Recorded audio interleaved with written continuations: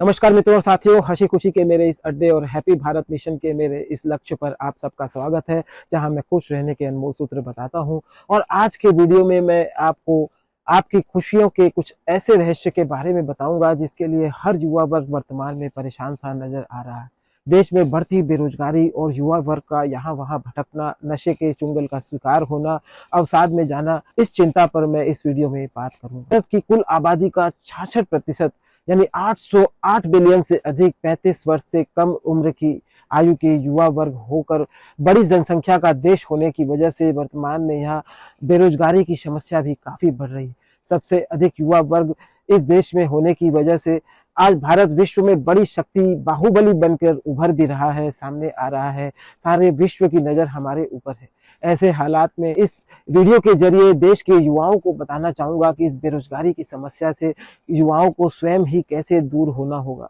सरकारी स्तर पर विदेशी निवेश, उद्योग और व्यापार धंधों को बढ़ावा, आत्मनिर्भर भारत की ओर ध्यान देना, हर क्षेत्र में निजी उत्पादकता की ओर बढ़ावा देना, निर्यात को बढ़ावा देना इत्यादि काम तो सरकार अपना कर ही रही है और पूरे जोर शोर से मोदी जी की सरकार में हो रहा है। किंतु बहुत हद तक यह जिम्मेदारी आप युवा वर्ग और आने वाली पीढ़ी की भी है कि वह इस बेरोजगारी को मिटाने में अपना स्वयं का योगदान दे।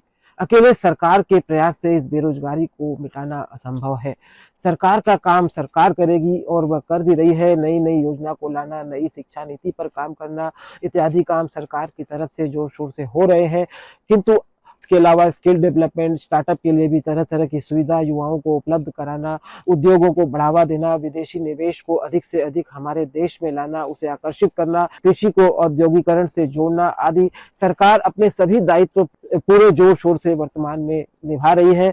और पिछले सरकार की कुछ कमियों की वजह से, सरकार की धीमी गति रहने की वजह से, धीमी गति से योजनाओं को क्रियान्वित करने की वजह से वर्तमान में भारत के युवा बेरोजगारी की समस्या से जूझ रहे हैं, जिसके लिए युवाओं को भी ध्यान देना जरूरी है। युवाओं को अपनी शिक्षा को सिर्फ डिग्री लेकर नौकरी करने और खोजने तक ही इसकी सोच से बाहर आना है, क्योंकि इस सोच से इस देश की बेरोजगारी कभी खत्म नहीं हो सकती।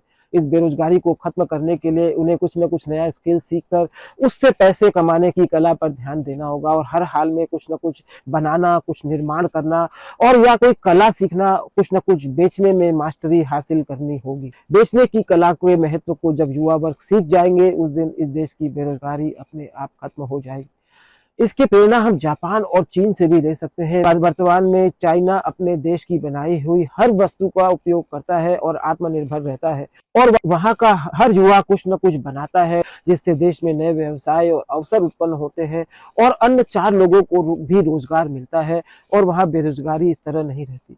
और कई बार जब चाइना के लोग यह देखते हैं कि उन्हें उत्पादकता के सभी सामान, अपने देश की जरूरत के सभी सामान वो बना चुके हैं, तब वे पड़ोसी देश की जरूरत को खोजकर उसकी उत्पादकता पर ध्यान देते हैं और यह देश हर हाल में उत्पादन और बेचने पर जोर देता है, जिसकी वजह से वहां बेरोजगारी की समस्या नहीं होती। वहां उद्योग धंधे, समृद्धि और सफलता सब कुछ अपने आप बढ़ता है। इस तरह ही जापान के नवयुवक भी हर वस्तु अपने देश में निर्माण करते हैं, अपने गुणों के आधार पर व्यवसाय करने की कोशिश करते हैं, जिससे हमें यह सीखना है कि हम कोई न कोई अपने गुण और स्किल डेवलपमेंट के आधार पर अपना व्यापार खड़ा करें और हम 4 लोगों को रोजगार देने की कोशिश करें।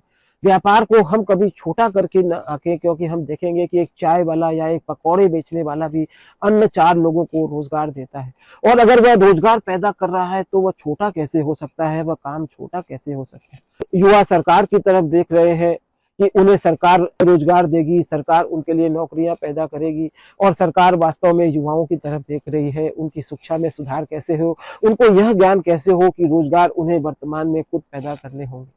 गहराई से देखने पर यह बात समझ आती है कि हर मानव को ईश्वर ने वो किसी न किसी गुण या स्किल को देकर इस पृथ्वी पर भेजा है और हर मानव को अपने अंदर के गुण या स्किल को खोजने की जरूरत है और उसे ही अपने व्यापार का सामान समझकर, उसे ही सजाकर, उसकी ही गुणवत्ता और क्वालिटी पर ध्यान देकर उसे बेचना होगा। तभी देश की बेरोजगारी खत्म हो सकती है। इस पृथ्वी पर हर चीज बिकती है, हर चीज के ग्राहक मौजूद है, सिर्फ हमें अपने उत्पादन और ग्राहकों को खोजने की जरूरत है और हमें इस नीति पर भी चलने की जरूरत है कि हमें कुछ न कुछ बेचना है, कुछ न कुछ निर्माण करना है, क्योंकि एक व्यापार अनगिनत रोजगार पैदा करता है और हमारे एक व्यापार से अन्य नए हजारों व्यापार भी निर्भर होकर चलने लगते हैं। इसलिए हर हाल में इस बेरोजगारी को खत्म करने के लिए युवा पीढ़ी को व्यापार की ओर ध्यान देना है। इसकी जिम्मेदारी स्वयं युवा वर्ग को समझनी होगी। हमारे देश में वर्तमान में हमारे देश के माता पिता और नवयुवक पढ़ लिख कर डिग्री लेकर नौकरी करने का ऐसा ट्रेंड चला चुके हैं जिसे आपको गहराई से समझना है कि माता पिता पैसा न होने के बावजूद भी बच्चों को कर्ज लेकर पढ़ा रहे हैं और उसके बाद वे बच्चे नौकरी खोजते हुए डिग्री लेकर घूमते हुए नजर आ रहे हैं। इसका मुख्य कारण यही है कि उन्हें यह पता नहीं कि अगर माता पिता इसी ट्रेंड पर चल पड़े तो उनकी उन्हें पढ़ा लिखा कर नौकरी ही करवानी है तो व्यापार कौन लगाएगा। अगर व्यापार धंधे नहीं होंगे तो नौकरियां कहां से आएगी। यहाँ माता पिता कर्ज लेकर बच्चे को पहले पढ़ाते हैं, फिर उस कर्ज को चुकाने के चुंगल में भी फंस जाते हैं, फिर उस कर्ज को उतारने में कई साल लग जाते हैं और यह एक परेशानी के रूप में भी उभर कर सामने आ जाता है। इस तरह मित्रों और साथियों, जापान और चाइना से हमें सीखना चाहिए। हर युवा वर्ग कुछ न कुछ बना रहा है, निर्माण कर रहा है, बेच रहा है। इसलिए आपको नौकरी की तलाश में भटकना नहीं है। आपको अपने अंदर के गुण और स्किल के आधार पर कोई न कोई कला का विकास करना है और उससे रुपया कमाना है। वर्तमान में इस टेक्नोलॉजी के युग में तो हजारों चीजें आपके आसपास आपके मोबाइल पर भी है, जहां आप ब्लॉगिंग कर सकते हैं, यूट्यूब वीडियोस बना सकते हैं, इंस्टाग्राम पर वीडियो रील्स शॉर्ट्स बना सकते हैं। जो आपको आता है वो आप कर सकते हैं। आप ड्राइविंग सीखकर गाड़ी चला सकते हैं, ड्राइविंग सीखकर गाड़ी का बिजनेस कर सकते हैं। आप किसी छोटे बड़े चाय के स्टॉल लगा सकते हैं, जैसा वर्तमान में MBA चाय वाले ने पढ़ लिख कर MBA की डिग्री लेकर चाय बेचकर देश में एक क्रांतिकारी उदाहरण पेश किया है। इसी तरह BA चाय वाला, BCom चाय वाला और तरह तरह के नए नए धंधे युवाओं को लगाने होंगे। कोई काम को छोटा और बड़ा नहीं समझना है, हर काम को अपने स्किल और क्वालिटी के आधार पर करना है।